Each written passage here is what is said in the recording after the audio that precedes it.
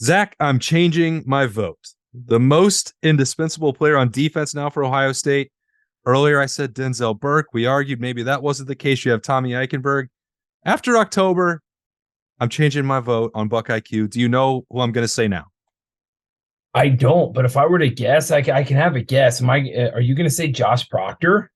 I want to Maybe? badly, but I'm going to say Jordan Hancock for BuckIQ this week. He's Zach Boren. I'm Austin Ward. The man plays every position.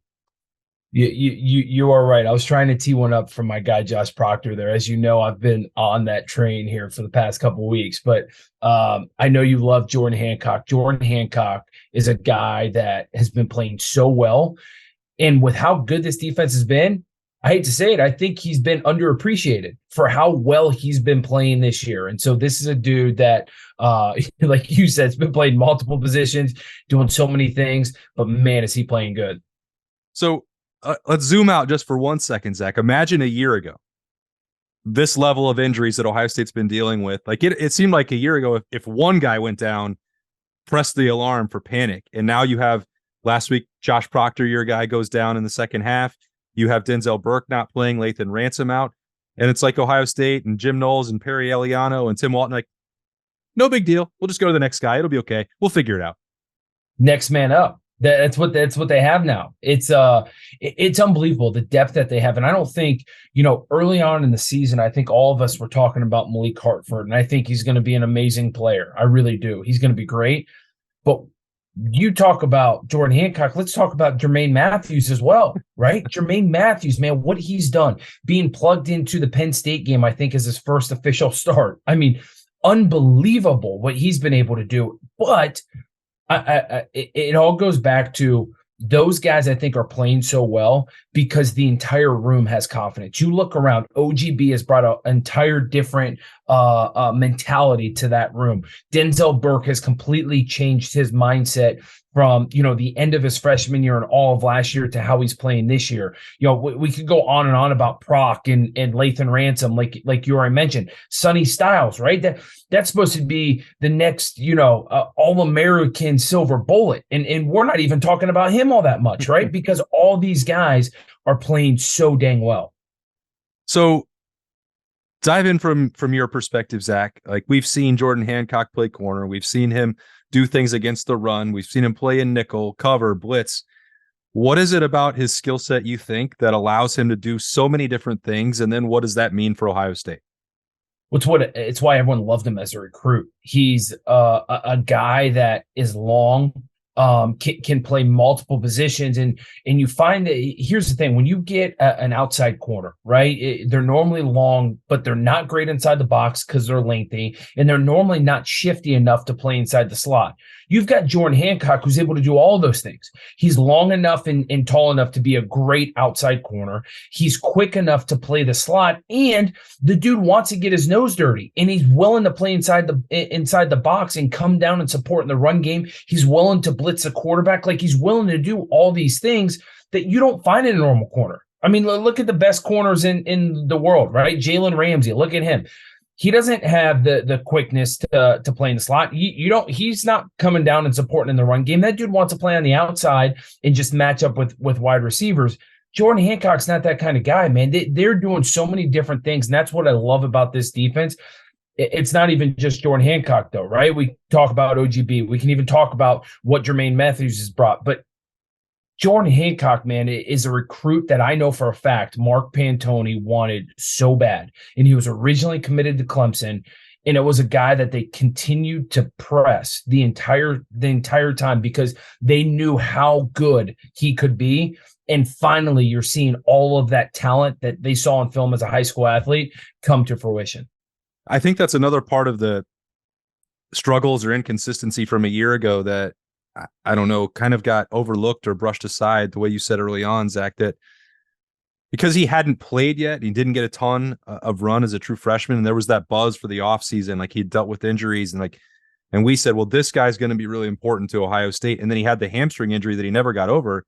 And it was like, I can understand why people were dismissive of that. Well, this guy's never played. How did you know he was going to do it? There was so much confidence from the people who recruited him and the staff that was working with him that, like, that was a piece that was really important that was missing. who even without a bunch of experience, they were counting on him to do this a year ago. I remember when he was getting recruited, and I went to fall camp, and I was like, give me a young guy. Give me a dude, Jordan Hancock. I would go ask someone else, Jordan Hancock. Like, that was just the answer from everyone of, you want a dude who's athletically gifted once he steps on campus and can play right away and has the potential to be an All-American type of player. All of them said Jordan Hancock. So they knew what he could do. Like you said, when you're dealing with the injury bug, when you're dealing with as bad of a hamstring pull as he had, I mean, it's tough, especially being a DB and having to change direction, having to turn and sprint and run and find the football. Like, so many of those things are so tough when you're just not feeling good, and especially if your body's not able to keep up with what you want to do. Well, he's feeling pretty good now, and the results are showing on the field for the Buckeyes with Jordan Hancock. He obviously had the game-changing pick 6, but he did so much more for Ohio State last week at Rutgers. So let's have Zach dive into what he's doing in the Ohio State secondary. Let's roll the tape. All right, Zach, kind of setting the tempo early on here for Jordan Hancock, and another guy that you mentioned, Jermaine Matthews, like couple guys talking, and then you read and react from there, but you have to identify first. This is what I love about this is you see so much more communication this year. And when guys are communicating like this, it means they understand the defense. They understand their assignment. Here you've got Jordan Hancock playing with Jermaine Matthews, who's obviously a true freshman. He's helping him out. He's telling him like, hey, listen, I've got this stack guy. Like, I'm going to sit on the inside. Whoever threatens the inside from the stack, I'm going to take him. Well, here, guess what? 3rd and 3, you're playing the sticks. You know exactly down and distance. You can see this right here. Jordan Hancock, any other corner, right, if they don't understand the circumstances, is going to sit there a little bit flat-footed until this wide receiver really gives him what he's going to do. Instead, Jordan Hancock knows, hey, listen, they're stacking this because they know they want to get leverage and run a semi-pick on this guy to be able to get a little flat route to get to 3rd and 3. Guess what? Jordan Hancock knows that. He triggers on it quickly. He's on this guy's back hip, and that is one of the toughest throws and catches to make from a quarterback and wide receiver when you're going on an out route, short out route, with a guy right on your hip. Quarterback's got to place it perfectly over the shoulder. The wide receiver's making a tough catch, but Jordan Hancock is on this dude, and this is a perfect play to get off the field on 3rd down. Yeah, I don't even what window is there even to throw to here? I mean, Jordan Hancock, this is the corner skills of somebody playing in the slot. This is perfect. And that's the thing, is they're banking on the corner to kind of sit there flat-footed for the wide receiver to dictate what he's going to do. Instead, guess what? Hey, Jordan Hancock recognizes it, sees the stack coming. Guess what? It's going to be an out route. It's going to be something quick. 3rd and 3. I'm going to stay on this dude. So when this happened live down here, this red zone series, which was critically important, wound up especially limiting the damage for Ohio State going in the locker room. I remember just thinking about these plays right after they happened back to back and the different skill sets that's required. You talked about it in the opening, like the variety and the flexibility and versatility that he provides. But this was, to me, I thought, Zach, a perfect example, because on one snap, this one, you're turning him loose as a blitzer, and then he has to do something different on 2nd down. We're actually going to get 3 different looks on the next 3 plays that we saw. So all in all, we're seeing 4 different looks with the 4 plays that we're breaking down with this. But here you see him triggering from the slot, right? He sees the blitz lane. JTT gets upfield. Tommy's coming on a blitz as well. Jordan Hancock is like, hey, listen, I'm freaking putting my burners on and I'm putting pressure on this quarterback. And obviously, when you get down into the red zone, what do you want to do? You want the quarterback to make a quick decision. There's not much space in the end zone, right? So routes have to be quicker anyways. The faster you can get the quarterback to release the football, obviously your defenders are going to be on their guys. So you see this happen. Josh Proctor comes down the fills for him. I think there might be a little bit of an MA there, but you see Jermaine Matthews, look at that, sit up there on the back. Jordan Hancock triggers so quickly, the quarterback has to get this ball out of his hand. And if you're looking at this, 12 seconds left, 0 timeouts. The Rutgers quarterback knows, hey, listen, if I take a sack, this is it, right? We're going to the half without any points at all. So The way he does it, hey, he's got to throw it way out of bounds, not even close. This is a perfect play with Jordan Hancock. And you've seen this throughout the year. You saw it against Penn State when he triggered and actually got in on a sack. So You see him being able to do these things. This is absolutely unbelievable. And then comes back with another play, playing in slot, same exact look. Guess what? Hey, I know it's going to be a shorter route, right? There's 8 seconds. They don't have all the time in the world. I'm going to play tight on this guy, understand takeaway is inside, force everything on the outside, and I'm going to stay right on his hip. I mean, this coverage is almost identical to what we saw in the 3rd and 3. There's nowhere to throw this football. There's nowhere for the guy to make the catch. This is textbook corner play. Yeah, to do it back to back, I think and maybe that's me not being in it, but to ask them to do things that seem so different and so opposite on consecutive snaps, I think that's what makes it so impressive to me. It's not like just lining up, and I'm not dismissing it, the value of playing as an outside corner. If you know you're just going to be in man coverage over and over and over and get the reps, that feels like you get in a rhythm of what you're doing. They're asking him to do different things almost on every different snap. And as you said, 4 different snaps that we're looking at, that's to me, I think what makes it so impressive. And maybe it doesn't to you, but it resonates for me.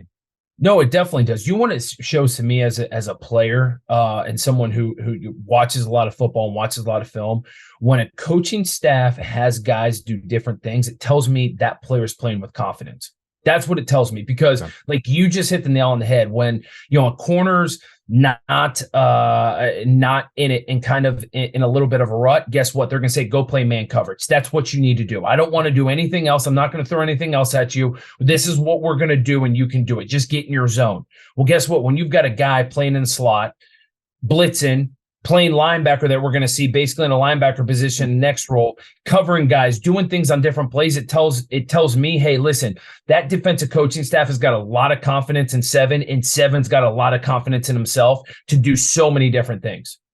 And then he gets to reap the reward here. He doesn't do it all by himself, because your guy, Josh Proctor, my guy too, let's be honest, love that guy since going to meet him in Oklahoma 15, 16 years ago. Who knows how long ago it was at this point, but everybody teaming up, and it is another thing that you talk about, Zach, 11 working as one, rallying to the football, and it produces the biggest play of the game. Yeah, so if you run this back, you can see this. Watch, this is a cover one man look, right? It's coming off of a blitz, but your blitz right here is going to be Sonny Styles in the slot. You pause it right here, right? If you look at this, Josh Proctor is your cover one guy. He's the guy who's in the back. You've got Jermaine Matthews matched up down here. You've got Jordan Hancock, who was on the bottom of our screen playing linebacker, match up against the tight end. Tommy's got the running back. Simon is going to take the inside slot because he's replacing Sonny. And then obviously OGB is playing man-to-man up top. Well, guess what? You're seeing this trigger for Jordan Hancock for never playing in the box. This is a green dog look. When your guy blitzes, right, or when your guy blocks, you can either blitz or play the quarterback's eyes. You saw Tommy come down, right? You see Jordan Hancock. Hey, I'm kind of in the middle. What do I do?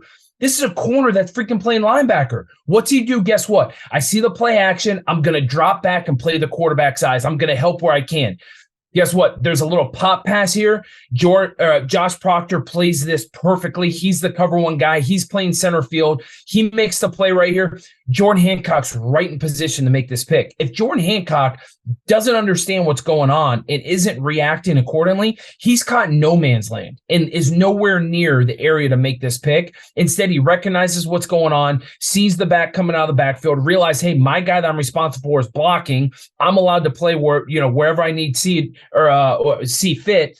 Yep. And he makes his pick here that breaks open the game and catch it. Yeah, I think he tops out at 23 miles per hour, which was the fastest miles per hour tracked, I think, in all of college football last week. It's pretty good. And so he's got that in his bag too. Turns out he's fast. He can hit, he can cover. He makes good decisions. Sounds like a pretty important piece of the Ohio State defense. Very important. He's going to be a big part of the defense in the next 3 weeks. Obviously, this week, Michigan State's going to try and throw the football. Who knows how successful they'll be. Hopefully, we see a couple more picks from Seven. But in 3 weeks from now, November 25th, that team is not running the football like they're used to running the football. They're trying to throw it. Seven is going to be a huge part of that game, and he needs to come up big time. And I know that entire BIA backfield of the Silver Bullets are going to be ready to play, led by 7. Yep, the work is on. It's starting to get to be that point, spinning it forward and looking towards the game in a couple of weeks. Jordan Hancock going to be critical for Ohio State. Was again last week in the win over Rutgers. Appreciate, as always, Zach Boren breaking it down with the insight and analysis here on BuckIQ. For Zach, I'm Austin Ward. Thanks for joining us. We'll talk to you next time.